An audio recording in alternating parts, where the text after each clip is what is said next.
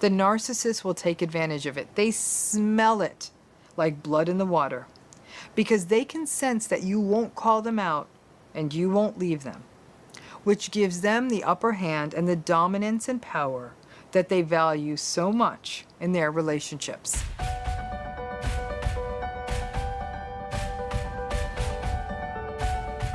So those of you who have been in narcissistic relationships, you know how it goes down, right?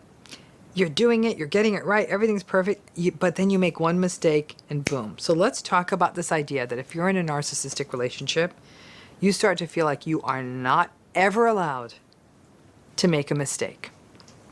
Now, when we break down the dynamics of narcissistic relationships, a key dynamic that arises is this concept of walking on eggshells.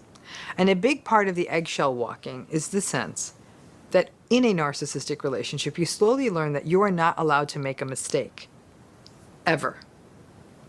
Narcissistic relationships, for many people, are just a big trauma-bonded mess, full of justifications. Yeah, there's a few good days or hours in there, mixed in with a lot of bad days, but enough good days to keep you in.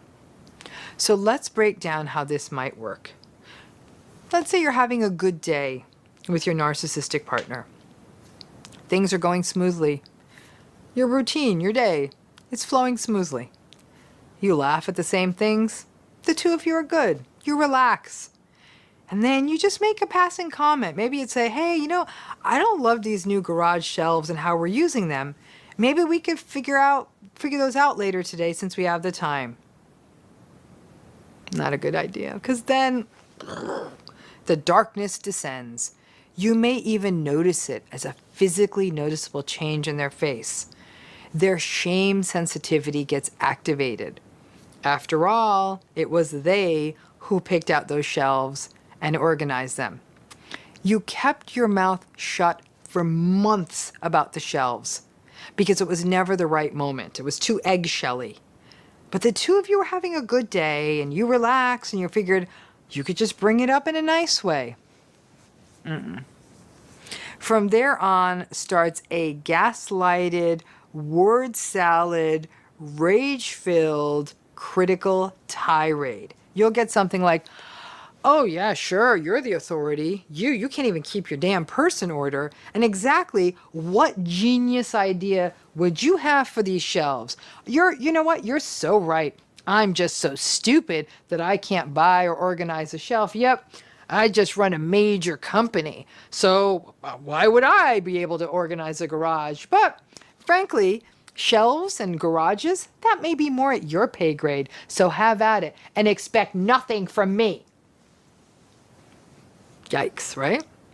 Then, as too often as the person in a narcissistic relationship does, just like when you try to keep water in your hands, you frantically reach back in the conversation. No, I love the shelves. The shelves are great. I didn't mean anything about that. No, you do so much. No, I get it. I know it was a lot of work to go to the store.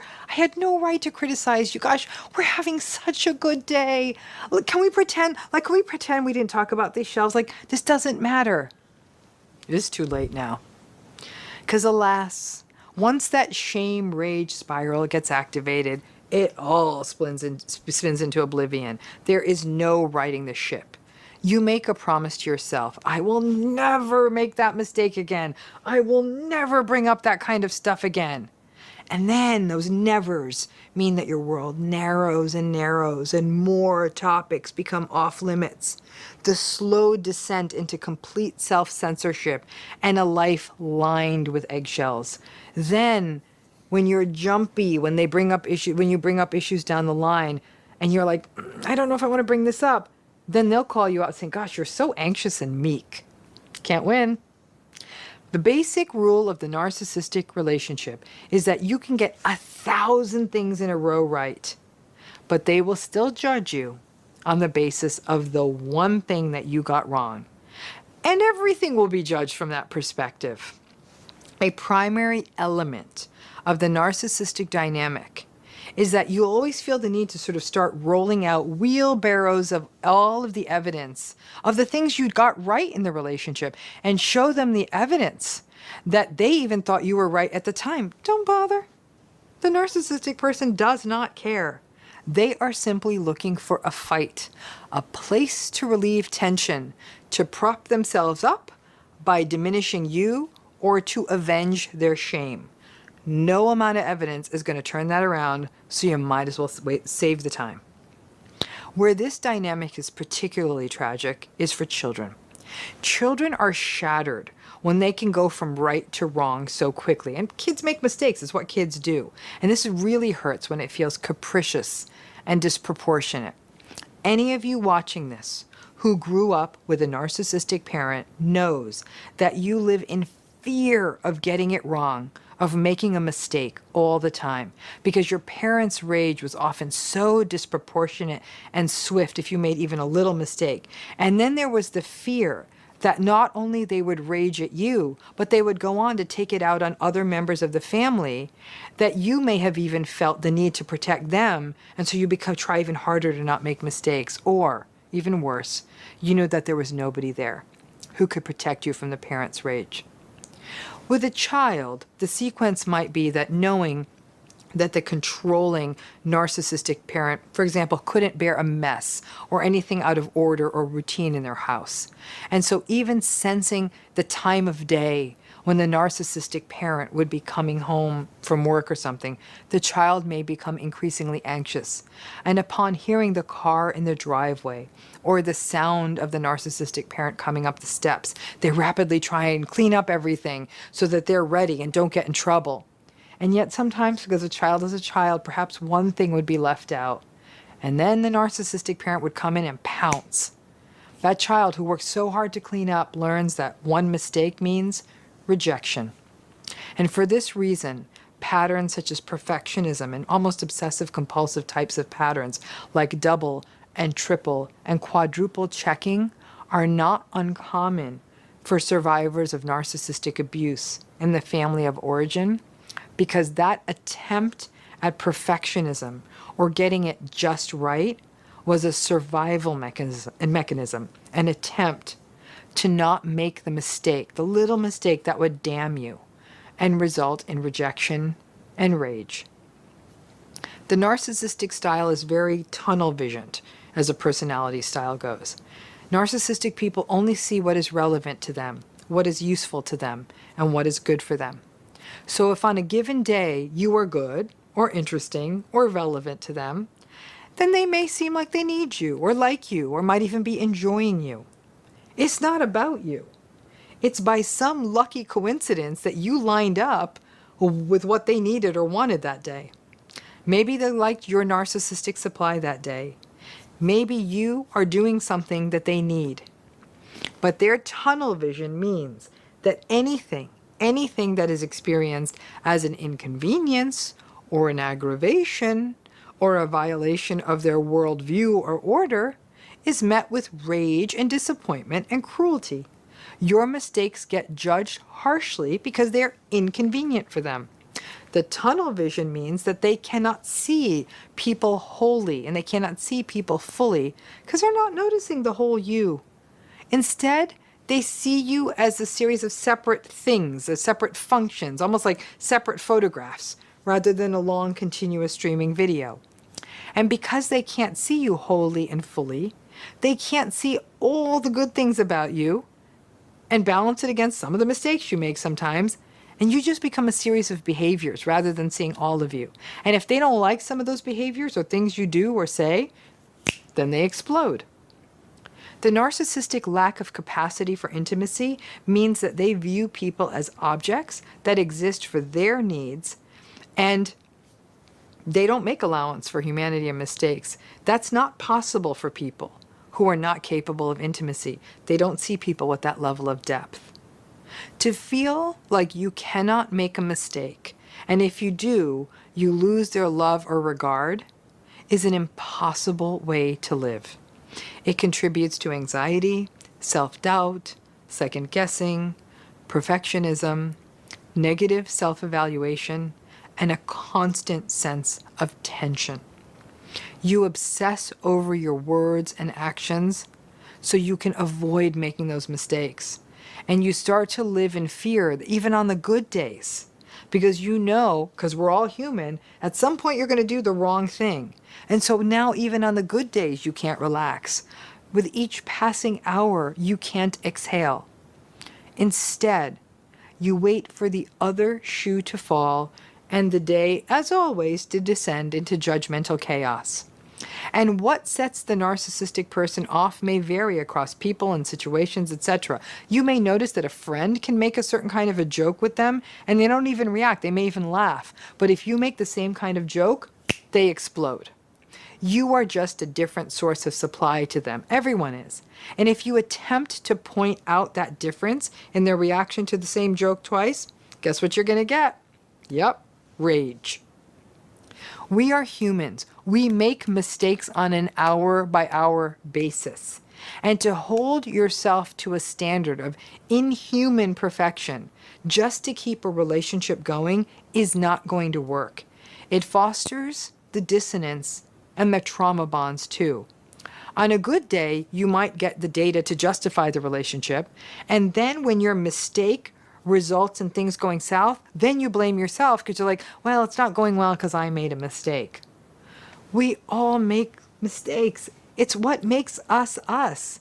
When we love people, we love their mistakes too, and even more angering is if the narcissistic person makes a mistake and you call them out, then you're the one who's being petty.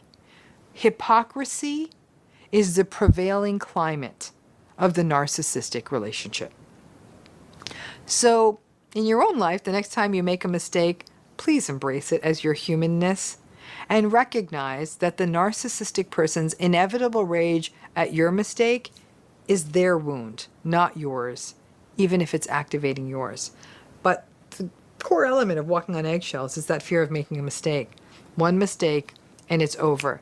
It's a terrible and unsustainable way to live. Today we're going to be taking on the question of, why do narcissists need to leave us feeling so small? Before I get to that, just a pitch for my new podcast, Navigating Narcissism. Would love for you to listen. It's a whole different approach to narcissism than what I do on this YouTube channel, talking with folks who've been through it. Please look at the video notes. You'll get more info on it, and you can listen and subscribe anywhere you get your podcasts. So let's go back to this question.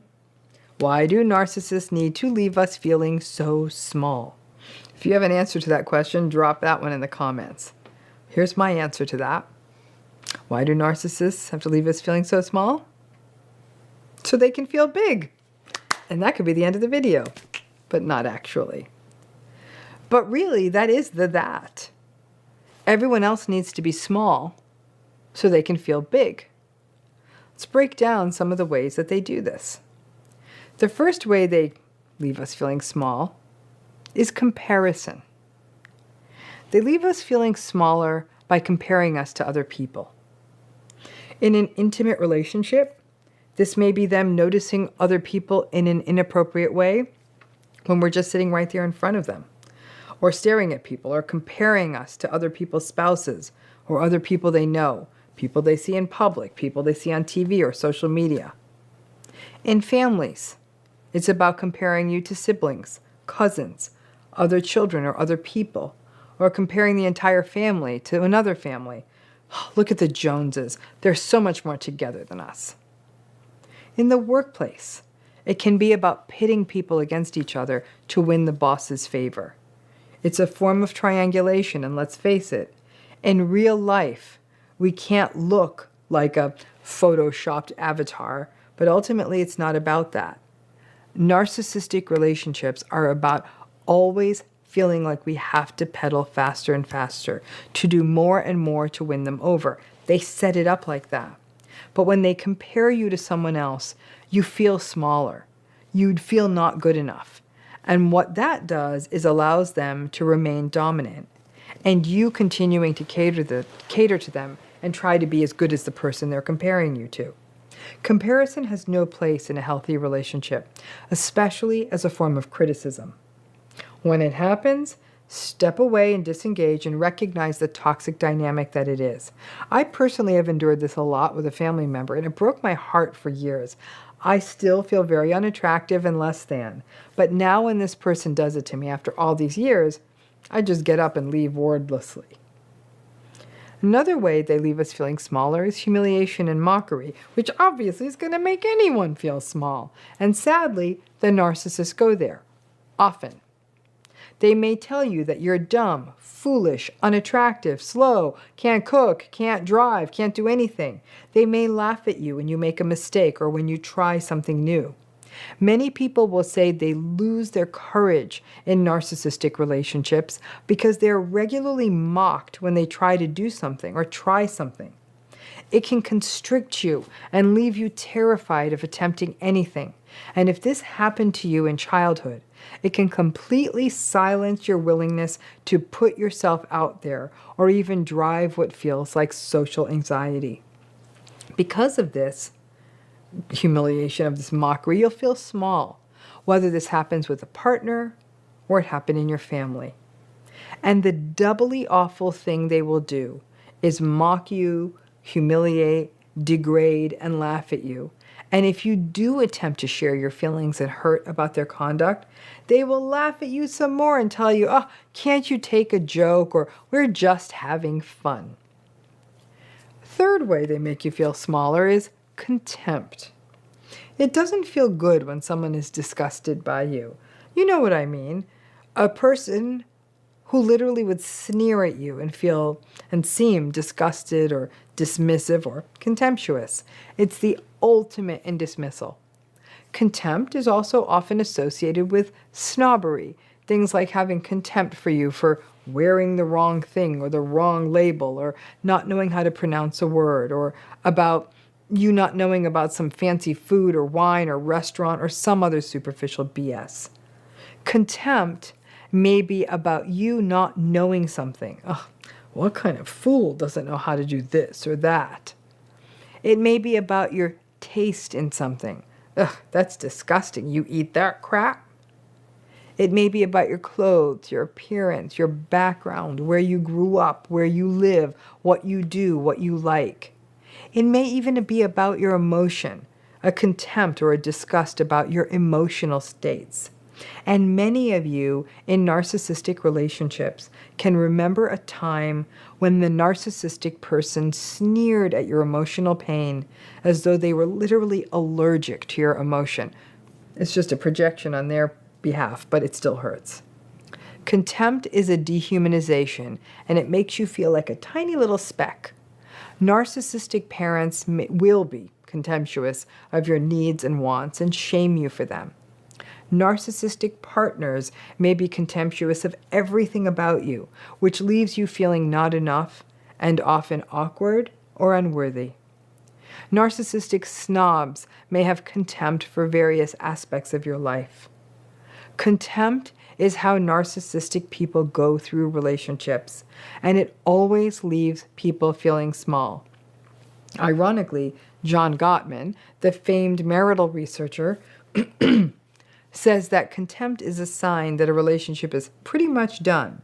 And since all narcissistic relationships are characterized by contempt, perhaps the way the syllogism goes then is that if all narcissistic relationships are characterized by contempt, then all narcissistic relationships won't work.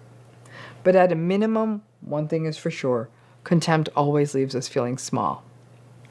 A fourth way they leave us feeling small is betrayal, especially cheating. The reason betrayal, particularly in an intimate relationship in the form of cheating, feels so awful is because it communicates to us that we were not worthy of being cherished or protected. Narcissistic people cheat because they are careless, unempathic, entitled, dysregulated, and egocentric. All of that has nothing to do with you. However, if you have ever been cheated on, it leaves you feeling so small. And every person who has ever been cheated on always wonders, what was it about that other person that was better than me? If we expand this beyond just infidelity to other forms of betrayal, financial betrayal, professional betrayal, we again feel small because of the devaluation. But the infidelity, that's the betrayal that cuts us, because we feel like we're so small, like we're not worthy. And while we're in it, it's hard to remember that they cheat because they are insecure, small, and sad people. And instead, their cheating, which allows them to feel bigger, leaves us feeling shrunken. A fifth way they make us feel smaller is mistreating us in front of other people. This takes the humiliation and triangulation and mixes it all up a bit. When the narcissistic person insults you or mocks you in front of other people, it feels awful. A parent doing this to you in front of your friends or their friends or other family shrinks you, especially if it has been happening since childhood, and can make social situations feel so anxiety-provoking. To have a partner do this feels degrading, and you can see it may make other people around you uncomfortable. And sadly, so many survivors, instead of seeing this as the narcissist being an awful person, instead they internalize the shame and the self-blame. But to be mistreated and humiliated in front of other people almost always makes us feel shrunken and small. But all of these things are a way for the narcissistic person to be dominant, to show their so-called strength to the world, because they themselves feel so small. So what do? They shrink everyone else so they can feel secure. That said, all of this leaves us feeling small, and it is for this reason that understanding narcissism is so important. When you understand their psychology, you have a fighting chance at housing the smallness back inside of them. That is easier said than done, because these relationships may have left us feeling small, since we actually were little small people. The loss of identity and instinct means that we cannot see the gradual shrinking process that a narcissistic relationship is. We look up one day and we feel so small, and that smallness tracks us everywhere we go. We stop exerting ourselves. We stop advocating for ourselves. We stop believing we deserve to even have our basic needs met. Maybe this video is more of a how do they leave us feeling so small, but how, why, that doesn't matter as much as the fact that they do. And it's time that you started taking up the space in the world that you deserve and live at your full height. Let's face it, probably one of the main fallouts of being in a relationship with a narcissist is feeling like we're not enough. I have heard that so many thousands of times.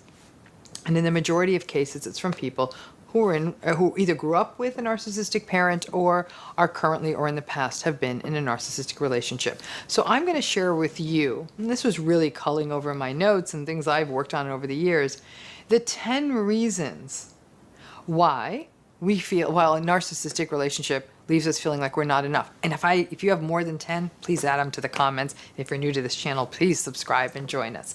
So let's talk about this. Why, the 10 reasons why we feel like a relationship with a narcissist leaves us feeling like we're not enough. Because really, I am not enough is the mantra of the survivor of narcissistic abuse. You say it all the time or you feel it all the time. So let's break down the 10 reasons why this happens in a narcissistic relationship.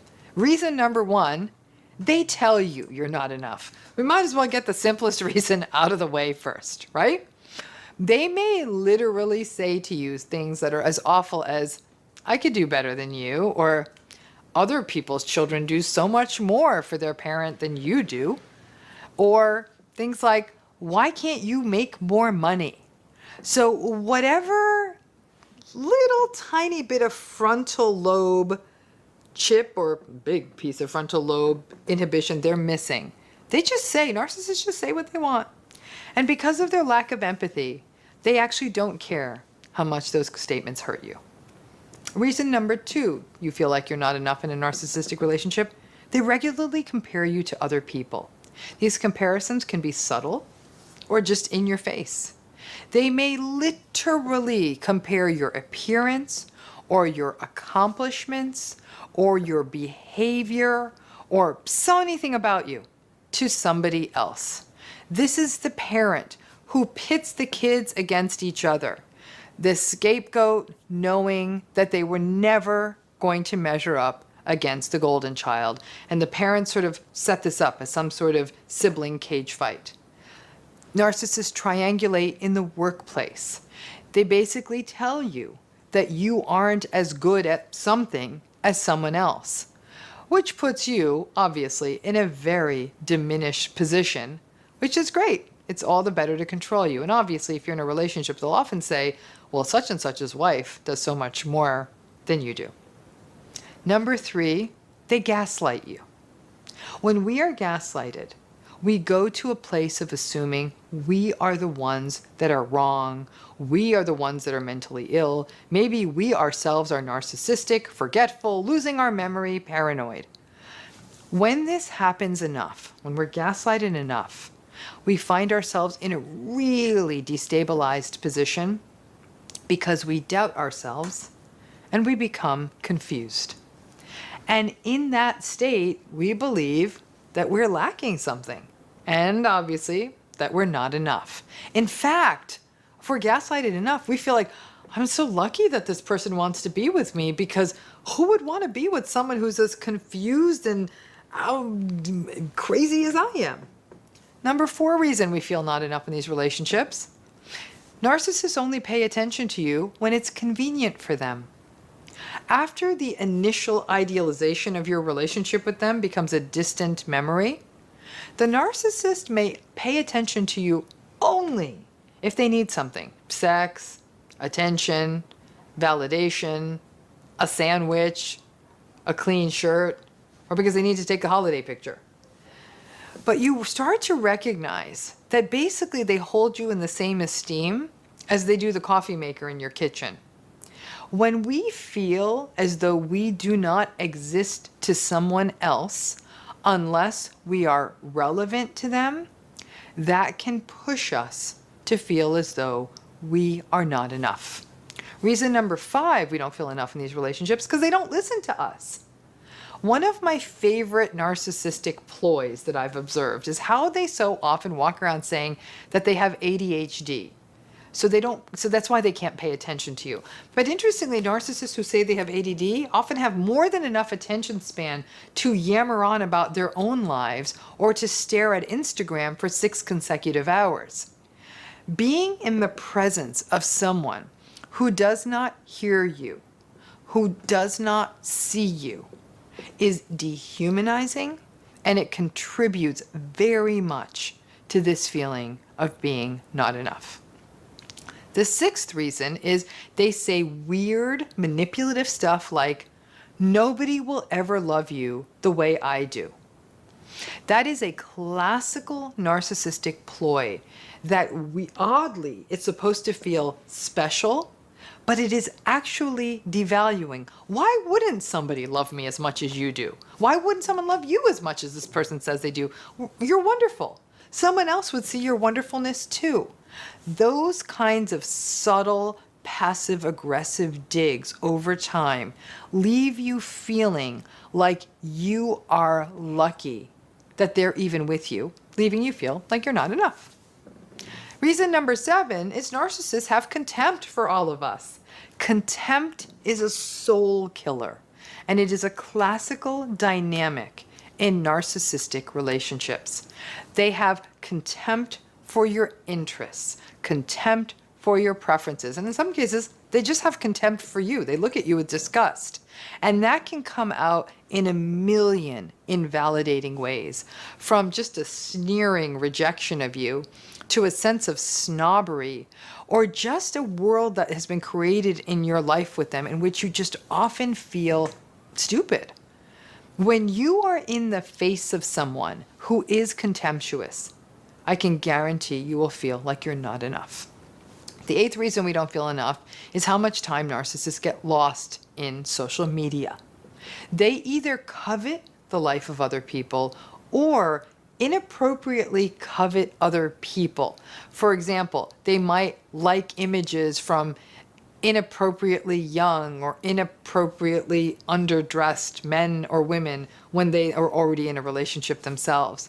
They think that people covet their own lives and their fancy images of their lives, and they give the best of themselves to this artificial universe of social media and nothing to their real life. Sometimes they'll say it's under the guise of, I'm on social media because it's work, it's for my brand.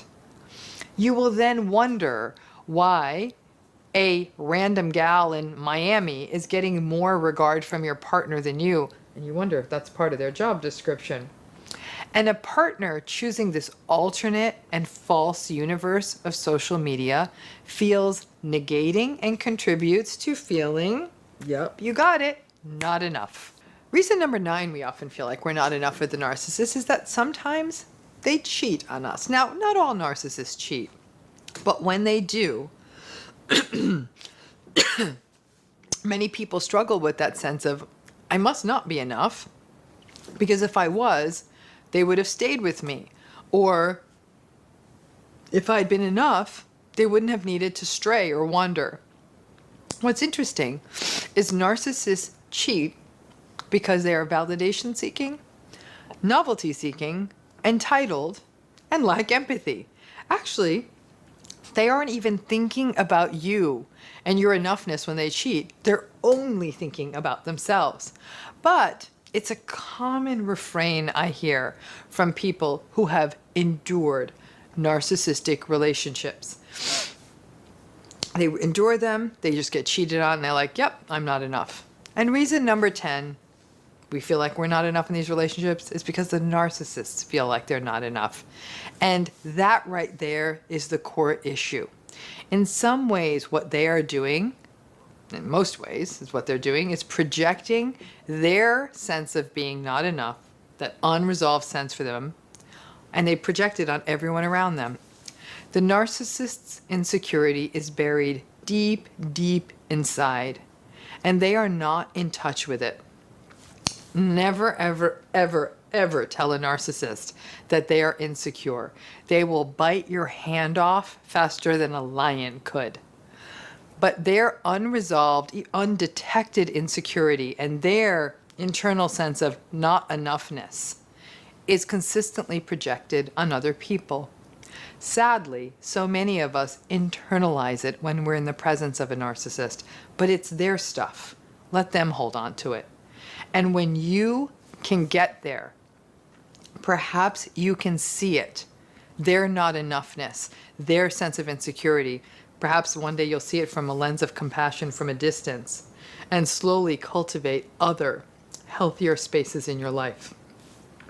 For people who grew up with narcissistic parents, the theme of not enough is a legacy issue, one that got shaped by a parent or parents who were unavailable, inconsistent, manipulative, abusive, or who felt not enough themselves and projected that into their child. And all of that gets integrated into the child's identity.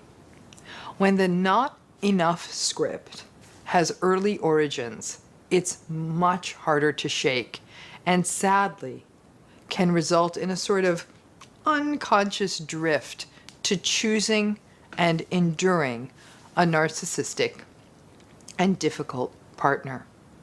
However, I don't believe that this is our destiny to forever feel not enough. I think that loud chorus of voices so many of us hear in our heads telling us we are not enough, at a minimum, we can turn the volume down.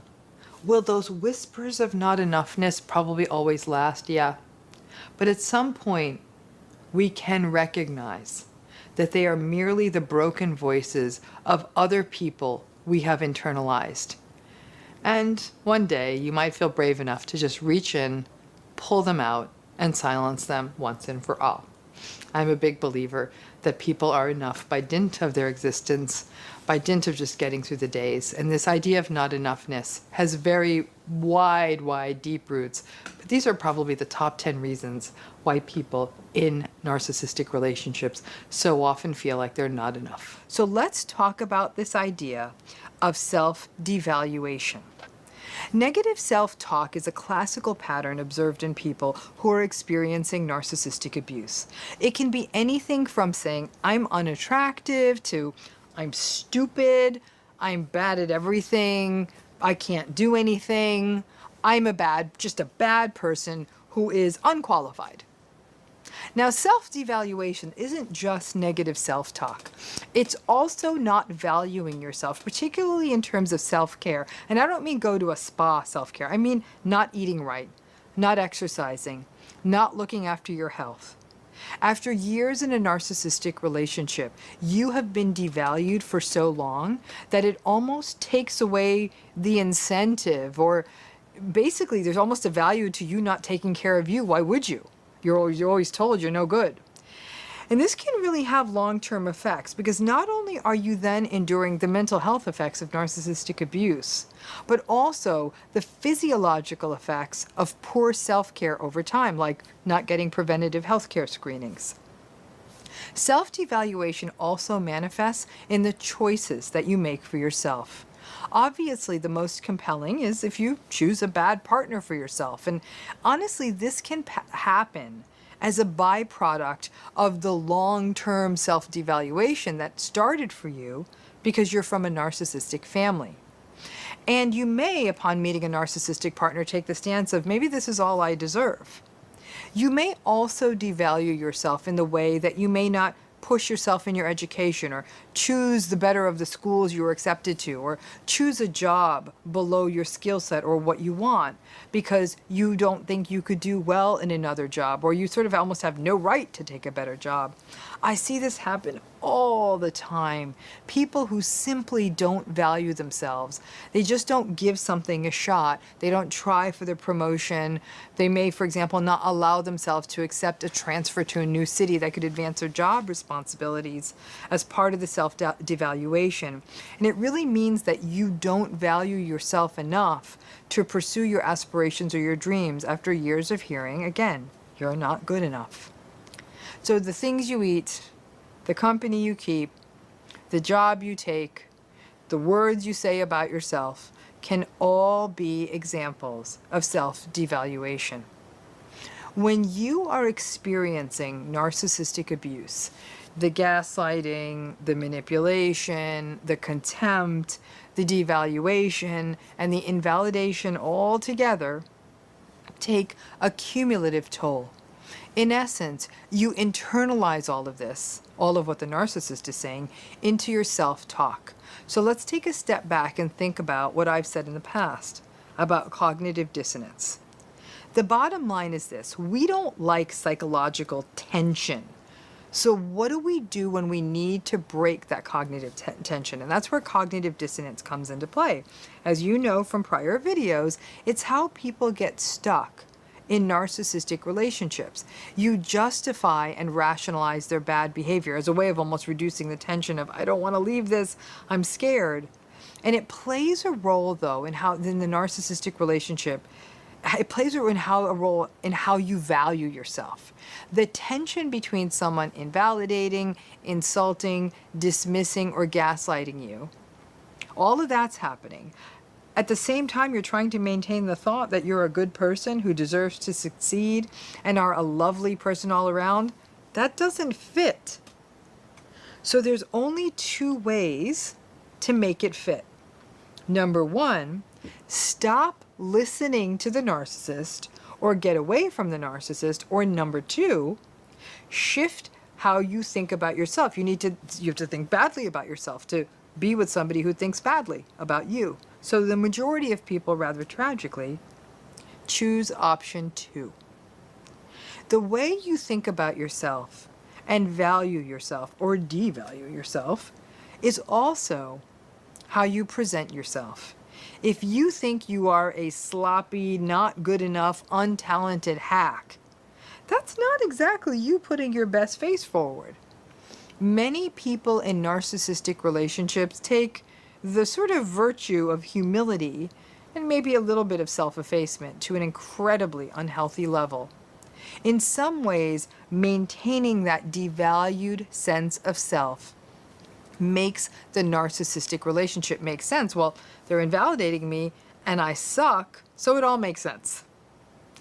What is so tragic is that some of you may have believed and had this self-devaluation, believed these negative things about yourself before a narcissistic relationship.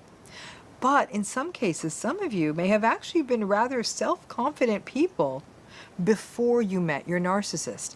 And then, over time, you got worn down to where you actually believed the negative self-talk. You lived in it as though it is a reality. Now, interestingly, this legacy of narcissistic abuse actually kind of works for the narcissist. They like your self-devaluation. They don't want to compete with you. And at some level, they kind of like for you to know your place. In some cases, there is a hope. I know that some of you maintain this hope that maybe your narcissist, today they'll correct my negative self-talk. So let me say as an example, let's say you disparage your appearance. There could be a hope of you, for example, you saying, oh, I feel like I'm unattractive, that they turn around and say, no, no, no, you're absolutely beautiful. What you're more likely to get from them is, well, if you say you're not attractive, they say, yeah, you could stand to lose a few pounds. Or it may be that you say about yourself, oh, I'm so stupid. I don't think I did that report or that task right at work. And you know what you're more likely to get back from your narcissist? They'll say, hopefully the boss cuts you some slack and lets you get away with doing a bad job. Instead of, don't worry about it, you're great at your job, it'll be okay. And as I said before, if you came from a narcissistic family of origin, this negative self-talk is literally baked into you and can be a very difficult habit and identity to break. And frankly, at some level, the narcissists kind of look for this self-devaluation style. You may be experiencing and manifesting self-devaluation as a function of the narcissistic abuse you're stuck in, but before long, the narcissist will take advantage of it. They smell it like blood in the water because they can sense that you won't call them out and you won't leave them, which gives them the upper hand and the dominance and power that they value so much in their relationships. So what do you do? Number one, I know you're getting tired of hearing this one, but I'm going to lead with therapy this time. Therapy is a place to do the work of identity, self-concept, and learning new ways of talking to yourself about yourself. These are often long-standing patterns. Secondly, please try and spend some time with people who do see the good in you, those who validate and value you. Just a little of that can at least be an antidote to the self-devaluation that arises out of a narcissistic relationship. And also spend time doing things you enjoy and are good at, since that can also enhance your sense of self. Third, I want you to reflect on those good things in you. And I know that's going to be hard because you're mired in this self-devaluation. It's going to be really tough, but make a list if you have to. You've got these good things you're good at. You do. Find them. Fourth, I want you to learn to correct yourself. It's almost reflexive to fall into a pattern of self-devaluation, especially if you're currently in a narcissistic relationship or have been in lifelong narcissistic relationships. Catch yourself when you say that, oh God, I'm so fat, and say no, an out loud no. This can take a while to get used to doing, and even if you only get it right sometimes, it's worth doing. More often than not, you're not going to catch it, but get it sometimes. This pattern of self-devaluation is a terrible legacy of narcissistic abuse, and it's a tough one to fix, but it can happen. It just takes time and intention. I got this really fascinating email from somebody really lovely, somebody who was a survivor of narcissistic abuse, and I was reading it, and she'd written this absolutely beautiful sentence about surviving narcissistic abuse. It was really lovely. I asked her if I could use the quote, put it on Instagram or something, because I thought other people needed to hear it. But I told her it was up to her whether I used her name or not. And because she was trying to remain anonymous because of the narcissistic abuse, she said she reached out and said, you can, absolutely use it. But in the email, I was like, wow, you write so well. You're so thoughtful. It was amazing. Like, I get these amazing emails. And when I can respond, so many of you are saying amazing things, comments on these videos. Amazing. And she said, you know what's so interesting? I walk around this world thinking I'm absolutely nothing. It's all I think. And she's like, then I read your email. And she said, and something in me really, really changed, really changed. Because she said, don't hear that from anybody ever. I'm very isolated in this relationship. And she said, for at least a week, she said, I'm going to wait 1 week before I respond to her to let her know about the quote. Because I wanted to see if it would last. And she said it did. And it's interesting. I was actually speaking truth. She wrote a great email, and the things she wrote were amazing. But that kind of reaching out to a stranger, me, and me reading it and me responding to it was enough to actually kind of get her over a hump. And I think that that's where I want you to focus on. This doesn't have to be you getting together with your friends 6 days a week and having them say you're so great. Sometimes it literally can be one contact, one conversation, and you internalize it and listen to it. Before long, your narcissist is going to criticize you again. But pushing back on self-devaluation really takes one validating, kind word at a time. So, how many of you, let's drop this one in the comments because I'm real curious. How many of you, and assuming most of you are people who have gone through narcissistic abuse, though not all of you, how many of you have been called narcissistic? Just drop in the comments like, yeah, me, yep, yeah. Okay, it happens all the time. You're like, maybe I am. So that's what we're going to take on today. And again, I'm going to ask you to subscribe to this channel if you're not already a part of it, because we're going to answer a really big question. Why is it that people who have been through narcissistic abuse so often wonder if they themselves are narcissistic? And like I said, if that's happened to you, or if you've been said that, somebody said to you, I think you're the one who's narcissistic, drop it in the comments. So now this issue is one that comes up a lot for survivors. A survivor has gone through some form of narcissistic relationship, and they wonder themselves if they themselves are the narcissist. Again, you're on this channel, you're watching this video, right? Many survivors go through such a deep dive.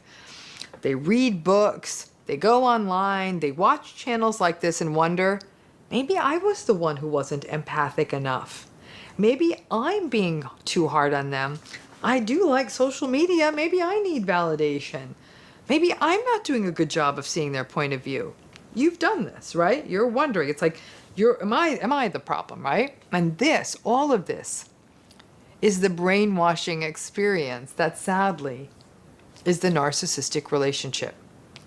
Now, one thing that I'm struck by is the number of people who are in relationships with narcissists, with a narcissistic partner or a family member or other family members, calling the non-narcissistic people out as being the narcissist, right? As Shakespeare once wrote, even the devil can cite scripture for his purpose. Well, so too can anyone take the lexicon of narcissism and apply it as a weapon to somebody else. And that happens quite often. I was recently talking with a colleague of mine who does this kind of work, and she also works with survivors of narcissistic abuse. And she was also observing this pattern. We were both getting asked this a lot, like, maybe I'm the narcissist. And she was observing it in her own clients. They were coming in, and it happens to anyone doing this work. They're coming in and labeling themselves as narcissistic. And what was unfortunate is that the deeper dive revealed them to have already been shattered by a narcissistic relationship. But they were full of empathy and compassion and patience. But these survivors were so gaslighted and so indoctrinated into the narcissistic relationship that they started to believe what the narcissist was telling them. It's like their resistance was so broken down, like, well, maybe they're right. Gaslighting is so insidious in that way. And it starts to expand into a person believing the narrative that the narcissist is selling them, including the narcissist telling them that they're narcissistic. Now, many people in narcissistic relationships obviously start to lose patience over time in these relationships, right? So if you're the one being narcissistically abused, like, I don't like this, and you start to have negative thoughts about your partner, for example. You're like, this isn't cool, like, this person isn't cool. Now, remember, narcissistic abuse for many people is a lifelong process, a process that starts in childhood and manifests in all kinds of relationships, the choices of adult intimate relationships, in adult work relationships, and in the ongoing family dynamic. And the cognitive dissonance that happens over a lifetime contributes to lifelong confusion about these relationships. Let's face it, there's no 5-year-old child is out there calling his mother or father out as a narcissist. That 5-year-old child may realize something's probably not right, it doesn't feel good, but it's incredibly destabilizing, if not downright impossible, for a child to believe that their parent is bad. So they start blaming themselves, or they accept that what's happening in their family is normal, and they assume that all families are like this. If you take that mindset into adulthood, you can easily see how it sustains in a person's thinking, and a person will continue to blame themselves for a narcissistic adult's bad behavior in their life, a partner or something like that. It's like reverse projection, right? When you might internalize the bad behavior of the other person.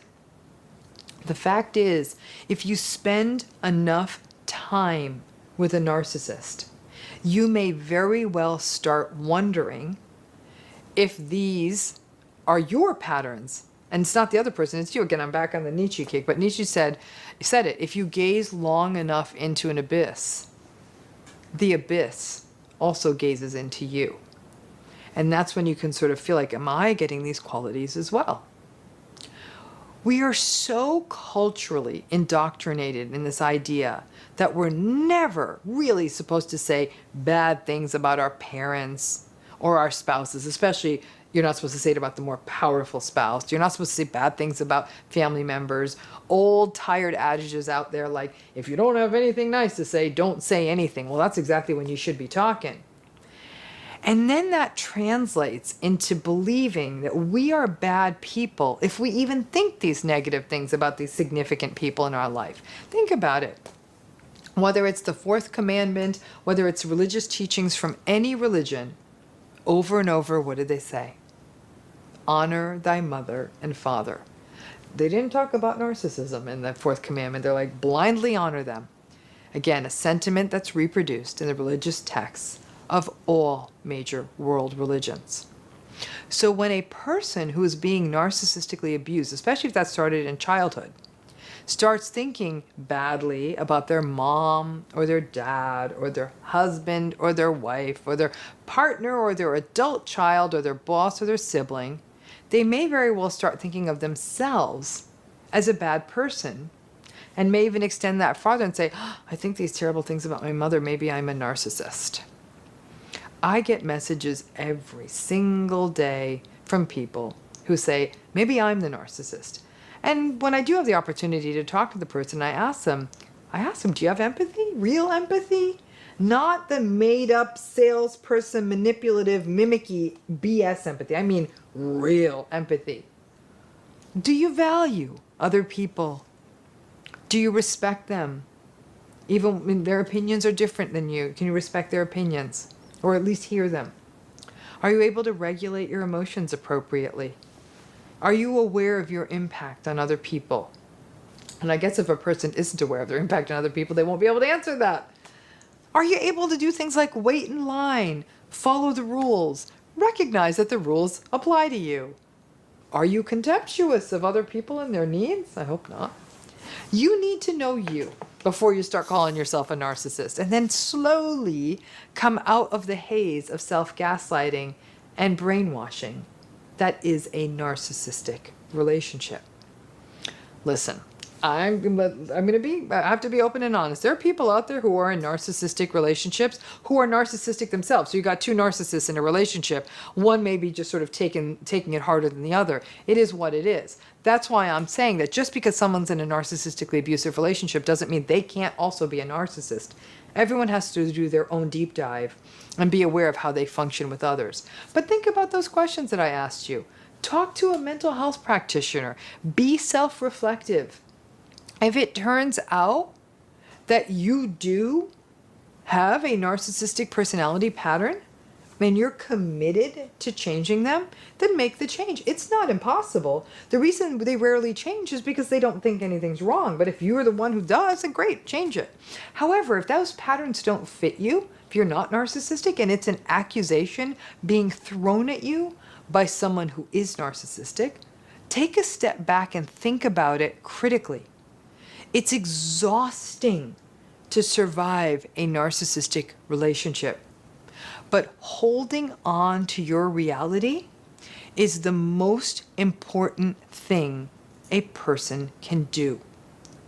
Don't waste your time trying to convince a narcissist who is accusing you of being narcissistic that you aren't. Just smile politely when they start calling you narcissistic and start disengaging. Otherwise, you will spend your life in an eternal hell of constantly defending yourself against someone who isn't listening to you in the first place. So I'm guessing for those of you watching, most of you I'm guessing are not narcissistic, some of you may be, but I'm guaranteeing you that any of you have encountered a narcissist, especially in a close, intimate relationship, has been called narcissistic at least once. And for many people who really feel that guilt over, like, I can't believe I'm thinking these terrible thoughts about my partner or my parent, maybe I'm the bad person. That is a very, very normal reaction to that experience. But the trick then is you can work through those negative feelings. But if they're really based on patterns that you're experiencing, it's okay. It's okay to feel those things. It doesn't make you a bad person to just have an honest feeling. And it sure as heck doesn't make you a narcissist. So, you know what? It's like you sort of hold up that mirror and hope it just bounces right back at them. Thanks again for tuning in. Please, as always, subscribe to this channel if you're new, and we look forward to seeing you next time. We look forward to seeing you next time. We look forward to seeing you next time. We look forward to seeing you next time. We look forward to seeing you next time. We look forward to seeing you next time. We look forward